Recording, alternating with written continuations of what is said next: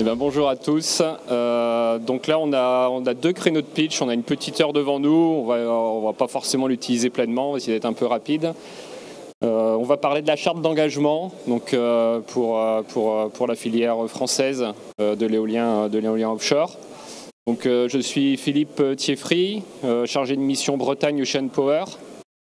Et donc ici, je parle au titre de... Je représente l'ensemble des clusters régionaux qui sont actifs dans le domaine à nos côtés. Donc Normandie Maritime, Neopolia, Windoc, Aquitaine Blue Energy et Sudéol. Bonjour, moi je suis Grou de Saint-Martin, je suis directrice de programme raccordement de parcs éoliens en mer pour RTE. Et je suis ravie d'être là. Merci Gros. Donc le sujet du jour, charte d'engagement pour le contenu local, sujet qui a démarré l'année dernière, donc notamment dans le cadre de Synergie édition de l'année dernière à Nantes. Donc un petit rappel des faits. Donc ce document propose des engagements pour faciliter l'accès au marché éolien offshore aux PME, TPE, ETI françaises. Donc, depuis l'édition de l'année dernière, donc, on a obtenu la signature de l'ensemble des candidats à l'AO4 Normandie et AO5 Bretagne Sud. Donc, on était extrêmement satisfaits de ce résultat. Et maintenant, pourquoi on se retrouve aujourd'hui? Parce qu'on poursuit notre démarche. Et parmi les donneurs d'ordre sur les projets éoliens en mer, il en manquait un majeur quand même, qui était RTE, donc, qui a également signé ce document. Et donc je laisserai Gros Saint-Martin exprimer un peu les motivations, un peu le positionnement de RTE par rapport à ce sujet de contenu local. Avant cela, pour continuer l'introduction, donc pourquoi on poursuit notre démarche? Parce que donc entre-temps, qu'est-ce qui s'est passé depuis Nantes? Donc on a vu passer la publication du cahier des charges pour la O4. Certains d'entre vous ont dans les mains un projet de cahier des charges pour la O5. Donc on croit savoir que petit à petit, les engagements qui sont demandés en termes de contenu local sont à chaque fois à un niveau supérieur. Mais comme vous le savez tous, ça reste quand même très marginal. 70% du critère, ça reste le prix de l'énergie. Donc on va encore une fois s'attendre à un concours du prix le plus bas, malheureusement. On connaît tous les efforts qui ont été déployés par l'État, par la DGEC, pour essayer de quand même maximiser ces critères de contenu local. Mais voilà, avec toutes les difficultés légales, notamment européennes, qui ne permettent pas de faire et d'écrire ce qu'on veut.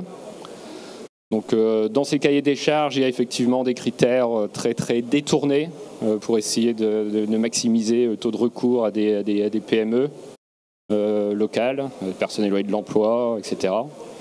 Donc, c'est une bonne chose, mais clairement, c'est pas suffisant. C'est pas suffisant du tout. Donc ce genre d'initiative qui est portée par les clusters régionaux, on estime qu'elle est indispensable. Indispensable à permettre à certaines de nos PME, TPE quand même accéder à ces gros projets complexes qui peuvent des fois voir passer devant chez eux sans avoir compris pourquoi ils n'ont pas pu y contribuer. Donc l'année dernière, on a obtenu la signature des candidats, des développeurs, je vous l'ai dit. C'est bien, mais c'est pas suffisant non plus. Pourquoi? Parce que c'est pas ces candidats, développeurs que vous êtes en partie énergéticiens qui vont faire appel en direct, la plupart du temps à nos petites entreprises locales. La plupart du temps, les clients de nos petites entreprises, ça va être ces industriels de rang 1. Voilà, donc les contracteurs, ceux qui remportent les appels d'offres des développeurs pour des lots principaux, fournir une fondation, installer tout ça en mer, fournir une turbine, une sous-station, l'exploitation et la maintenance de tout ça. Donc c'est vraiment ces industriels-là qui finalement sont nos meilleurs clients, entre guillemets. Et donc il nous paraissait indispensable pour que ce document, cette charte soit utile, de faire signer ces industriels de rang 1. Donc aujourd'hui, on est très content parce que cette démarche charte rang 1, donc on l'a initiée depuis peu et on l'a communiqué à quelques-uns des industriels avec qui on échange déjà pour les projets en réalisation, pour les projets à venir. Et donc aujourd'hui, on a la signature, on est heureux de vous annoncer la signature donc, de RTE et d'une dizaine d'industriels de rang 1. Donc on va en avoir 6 qui vont intervenir à cette session de pitch. Donc vont intervenir Navantia, Eiffage Génie Civil Marine, Archimède, Louis Dreyfus Armateur, RES Service, Valemo. Donc n'ont pas pu intervenir aujourd'hui mais ont également signé la charte Technip Énergie et Maritime Kuhn.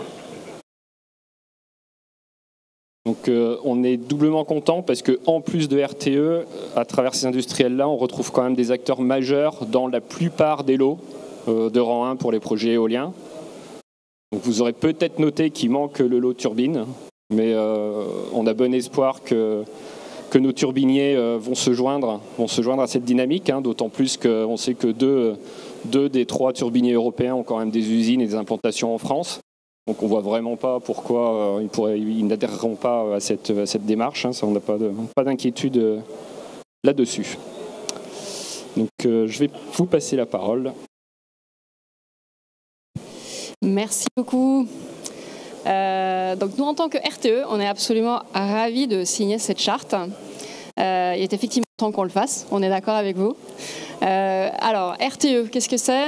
C'est le gestionnaire du réseau de transport d'électricité, maître d'ouvrage des raccordements des parcs éoliens en mer, de bout en bout, c'est-à-dire depuis le poste électrique à terre, via la liaison souterraine, puis la liaison sous-marine, jusqu'au poste électrique en mer. Donc c'est une grande chaîne. Et ensuite, on intègre l'ensemble, évidemment, sur le réseau électrique. Aujourd'hui, on a 17 projets de raccordement de parcs éoliens en cours, parcs posés, parcs pilotes, en phase travaux, en phase développement, en phase amont. Et on a, comme sur tous nos projets, vraiment cœur à ce qu'on utilise les compétences locales au maximum.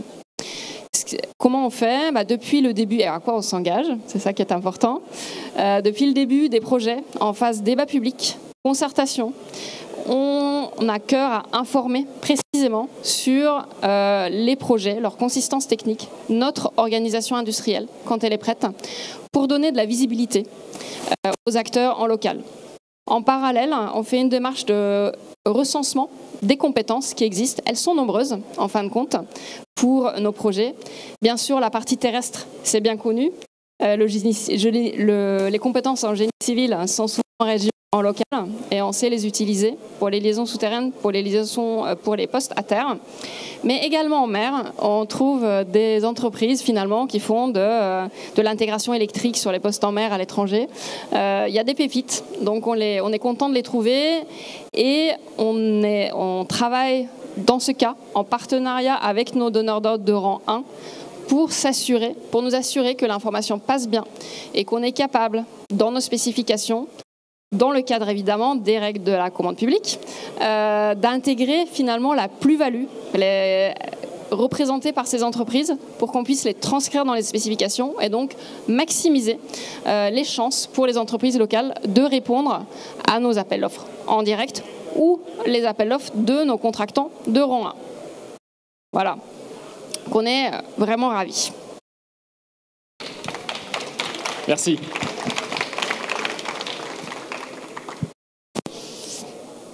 Donc maintenant, on va parler un peu de construction de fondations posées, flottantes. Donc je vais inviter Navantia, Eiffage Génie Civil Marine et Archimède.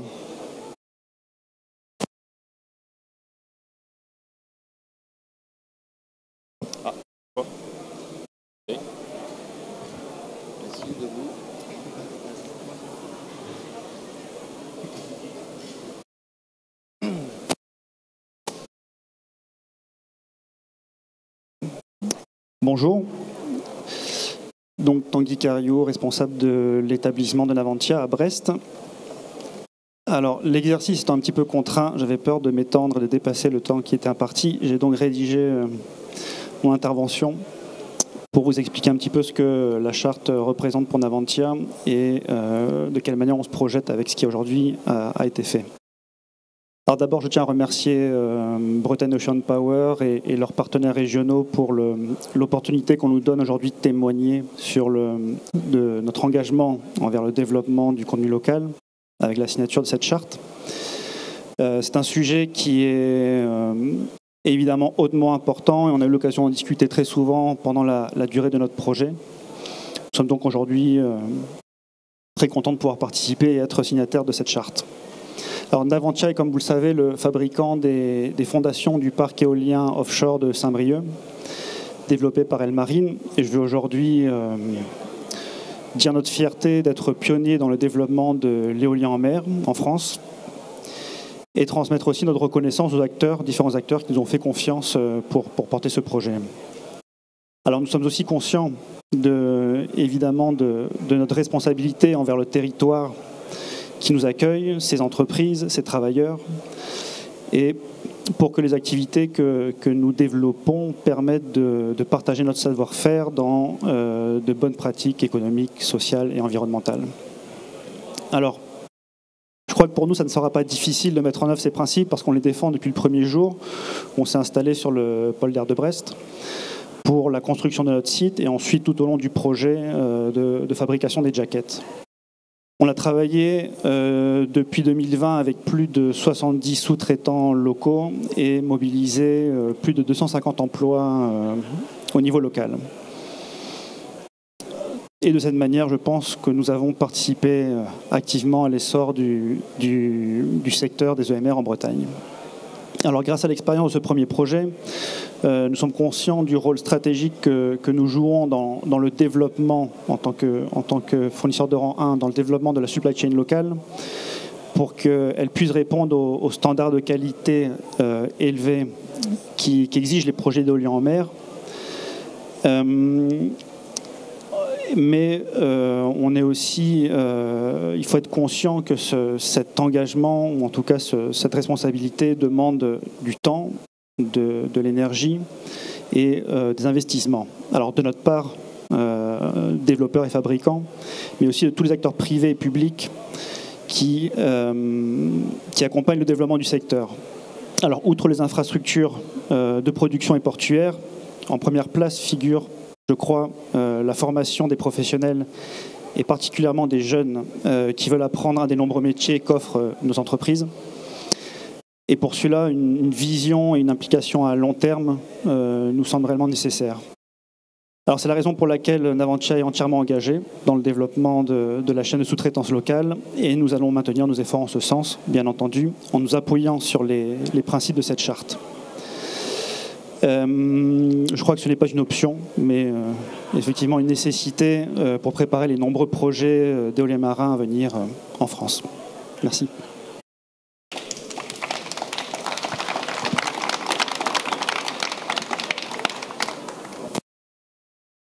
Bonjour à toutes et à tous, je m'appelle Guillaume Roche, je suis le directeur commercial Eiffage Génie Civil Marine. Je m'occupe de toute la partie énergie.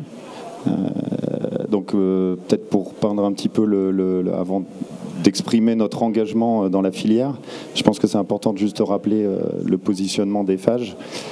Eiffage a trois grands cordes à son arc. La première, c'est, je dirais, l'éolien fixe et posé acier. Donc j'ai en tête Saint-Nazaire, j'ai en tête EFGL, PGL.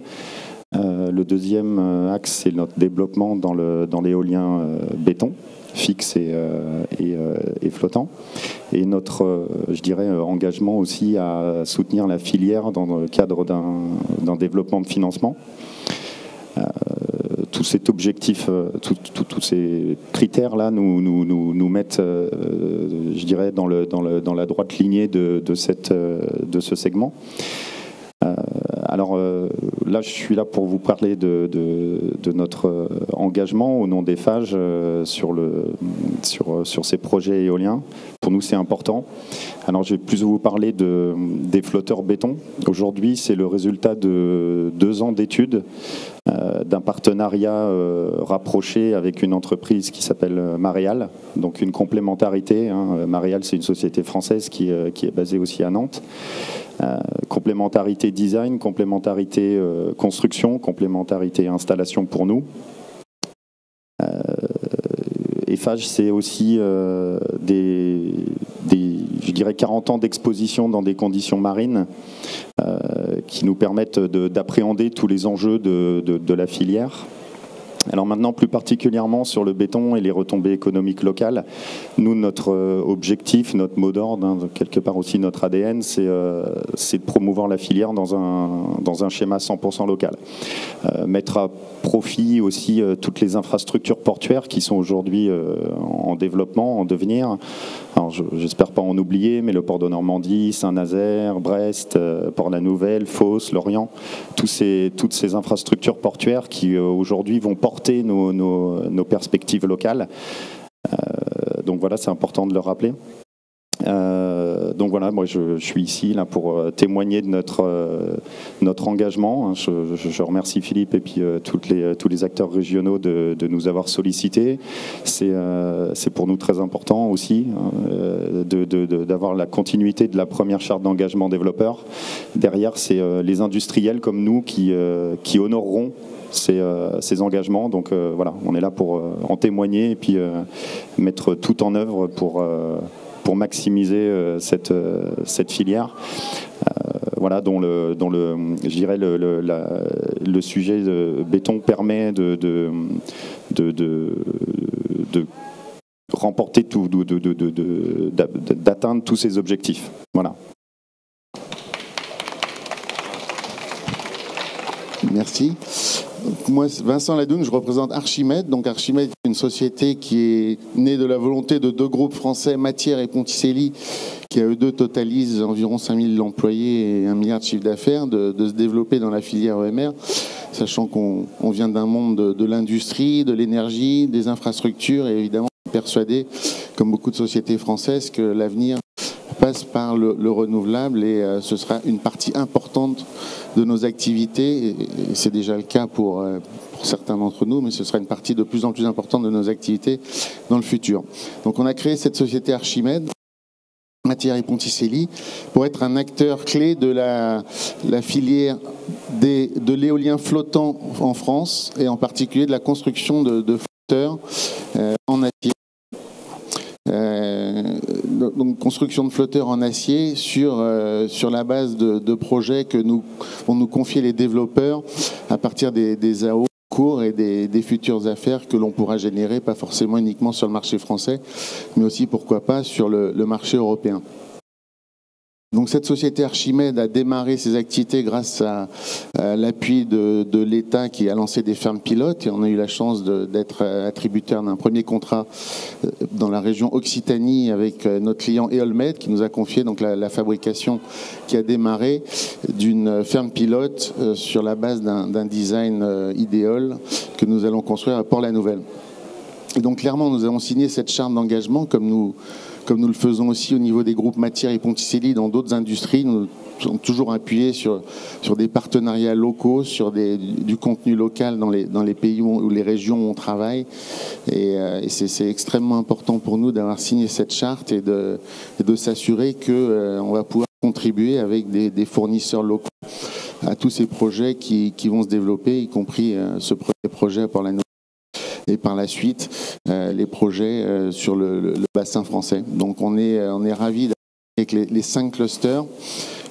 Archimède a une vocation nationale et vraiment d'être une partie prenante de cette nouvelle filière qui est absolument prometteuse pour l'industrie, qui est la filière de l'éolien flottant offshore, où on a des groupes français, certains sont ici présents, qui ont vraiment des cartes à jouer du fait de leur expérience dans l'offshore, dans les infrastructures.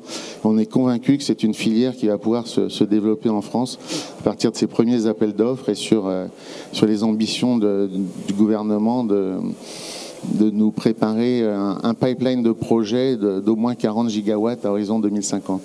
Donc merci encore aux 5 clusters de nous avoir permis de signer cette charte et on va travailler avec les clusters, avec les ports, avec les sous-traitants pour être sûr que cette filière démarre bien et se pérennise sur le marché français. Merci. Donc, merci à vous. Et en fait, on se rend compte que finalement, c'est pas un hasard si vous faites partie des premiers signataires de cette charte, parce que vous vous inscriviez déjà dedans finalement et vous n'avez pas attendu ce document pour mettre en œuvre un peu ces bonnes pratiques. Donc Navantia, avec la collaboration qu'on a pu avoir pour le champ de Saint-Brieuc, donc génie civil avec son positionnement qui est clairement dans cette ligne-là, et puis Archimède avec ce qu'il est en train de faire, c'est de mettre en place comme organisation pour EolMed. Merci à vous.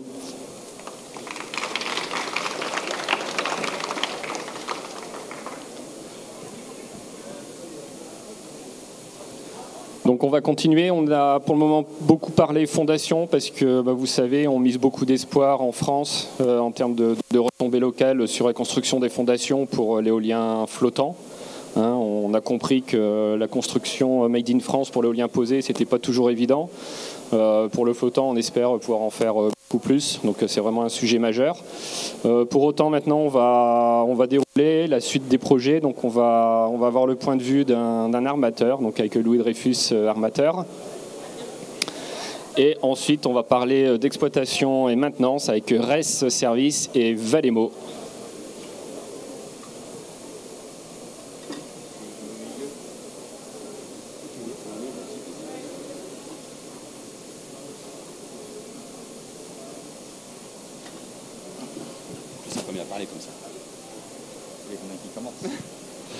Non, merci beaucoup pour cette invitation. Donc, je suis Gaël Caillot de Louis Dreyfus Armateur, directeur des énergies renouvelables, de l'activité renouvelable pour Louis Dreyfus Armateur. Alors nous, je vais oser le dire, ça fait un petit moment qu'on porte un petit peu les valeurs de l'emploi français. Comme je l'expliquais, alors après, sans vouloir être en compétition avec d'autres camarades armateurs, je crois qu'on est le plus gros employeur d'officiers français, d'officiers marins français.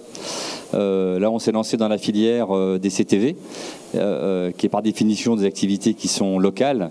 Et tous les recrutements qu'on fait pour les contrats qu'on est en train de démarrer à Saint-Nazaire, pour EDF et pour GE, ce sont des marins locaux, tant que faire se peut. Et nous, ce sont les solutions qu'on favorise. Pour l'activité CTV, on a aussi pris le pari, et grâce à la confiance des clients, en donnant une visibilité long terme sur les chartes, sur le fait de faire des fabrications françaises. Et donc les navires, le premier qui est en cours d'essai, et je l'attends la semaine prochaine, a été fabriqué au Sable d'Olonne par Océa. Donc on a ces capacités en France. Alors au-delà d'une visibilité qu'on commence à avoir sur le développement en face de nous, il y a un petit point malgré tout, c'est qu'on a besoin d'un petit coup de pouce technologique, parce que je pense que la continuité de cette activité en fabrication peut être compétitive si on y ajoute des briques technologiques, si on reste sur des spécifications entre guillemets, je ne vais pas dire bas de gamme, mais qui sont juste sur de l'existant. Être compétitif avec des constructions françaises par rapport à des constructions asiatiques va être un peu plus compliqué. Par contre, pour l'activité locale, en termes de marins, là effectivement la filière va nous donner de la visibilité pour créer ça. 2 mots supplémentaires, je me permets. LDA, c'est aussi une filiale qui s'appelle Open Air, qui fait de l'inspection comme RES ou Valemo. Et donc là, on est également très locaux. On a nos bureaux sont par essence là où se passent les opérations. Donc aujourd'hui, on est basé à Saint-Nazaire, on est basé à Paimpol, on est aussi basé en terrestre à Reims et à Dijon. Et donc on a clairement en focus des transferts de compétences pour localement former des gens et puis pouvoir les déployer sur les champs. L'enjeu principal étant le risque social qu'on prête à avoir des gens suffisamment tôt pour pouvoir répondre aux besoins des clients. Et puis un dernier mot rapidement, on est aussi spécialiste mondiaux de l'ensouillage de câbles sous-marins. Et je voulais juste citer que pour Saint-Nazaire, on a passé une commande extrêmement conséquente pour tout ce qui est équipement de protection à AFC Redon, donc au cœur de la Bretagne. Et on parle de contrats de plusieurs millions d'euros, donc c'est quand même relativement conséquent. Et on est plutôt fiers d'avoir réussi à faire ça, quoi. Donc on est complètement on board, comme on dit en français, pour développer la filière et développer l'expertise au sein du pays. Voilà.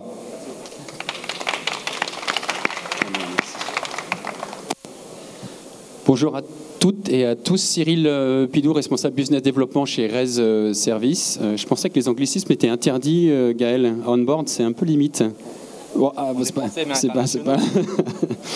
Je vais présenter un cas d'étude ou un cas par rapport à l'engagement de RES Service sur le projet d'Iberdrola à Saint-Brieuc, sur lequel on est aujourd'hui en phase de tendering sur ce projet, sur la partie maintenance du BOP, Balance of Plant. On n'est pas sur les turbines, on est sur tout ce qui est autre que les turbines.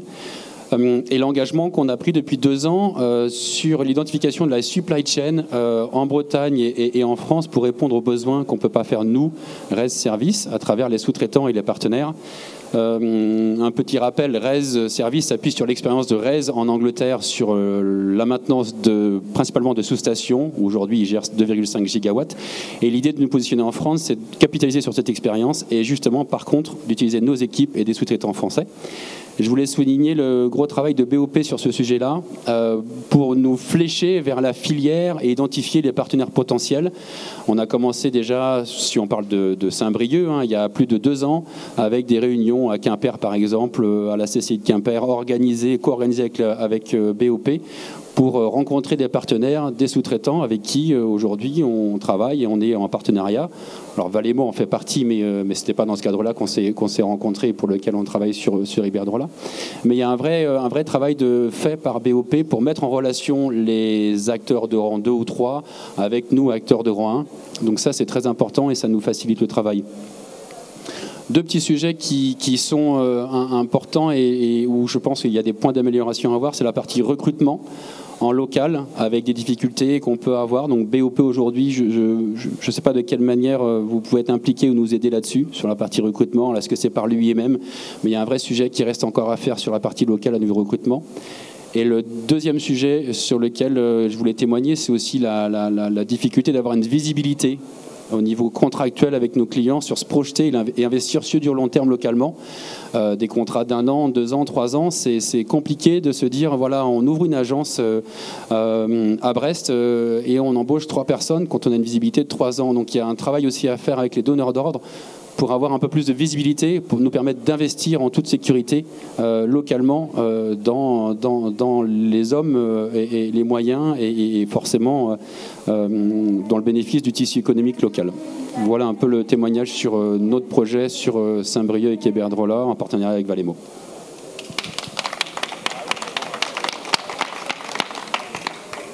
Allez, je termine. Donc Frédéric Prévost, je suis le directeur de Valemo. Valemo, c'est la filiale d'exploitation maintenance du groupe Valorem. On est une centaine de personnes. Pourquoi on a signé cette charte locale? Ça tombait à peu près sous le sens. Historiquement, on fait de l'exploitation, de la maintenance, des services d'ingénierie, dans le PV, dans l'éolien historiquement depuis 15 ans, dans la micro-hydro, et est arrivé l'offshore il y a 7 ans.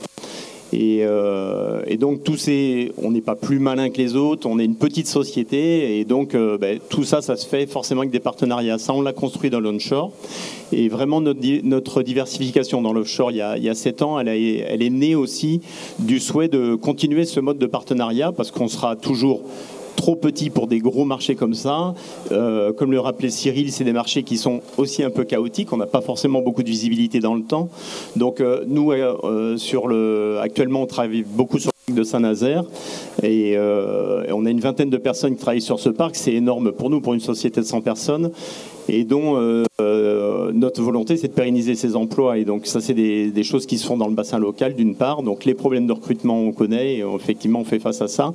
Mais aussi le souhait de continuer de travailler avec des partenaires locaux du bassin d'emploi de Saint-Nazaire, puisque c'est avec eux qu'on arrive à conforter nos offres et à passer aussi les pics de charge qui sont très nombreux actuellement, vu que le parc il est en pleine construction. Donc voilà, signer cette charte locale, c'était presque une évidence pour nous, parce qu'on a toujours fonctionné comme ça depuis 15 ans. Voilà, merci à vous. Merci bien. Donc, avant de conclure, je vais juste répondre à ta question, Cyril, sur est-ce qu'on est là pour aider sur le recrutement. Donc, la réponse est non. Oui. Oui, là, je rebondirai là-dessus parce qu'en fait, nous, cluster, groupement d'entreprises régionaux, on est là aussi pour vous accompagner et pour aider les entreprises à se mettre à niveau aussi. Parce qu'on sait bien que la plupart d'entre elles, elles n'ont pas l'habitude, elles n'ont pas forcément des références, elles n'ont pas les certifications, elles n'ont pas assez de monde, elles n'ont pas le personnel formé dans certains cas. Et donc l'idée de cette charte, c'est vraiment dans les deux sens. Ce n'est pas des engagements à sens unique. L'idée, c'est d'anticiper pour que nous aussi, on puisse travailler avec nos entreprises pour qu'elles puissent répondre aux besoins. Donc je vous remercie beaucoup, je vous remercie pour votre engagement à nos côtés et je remercie encore une fois donc également Technip Energies et Maritime Kuhn qui sont également signataires. Je remercie les quelques autres industriels avec qui on est en train de discuter aussi pour la signature.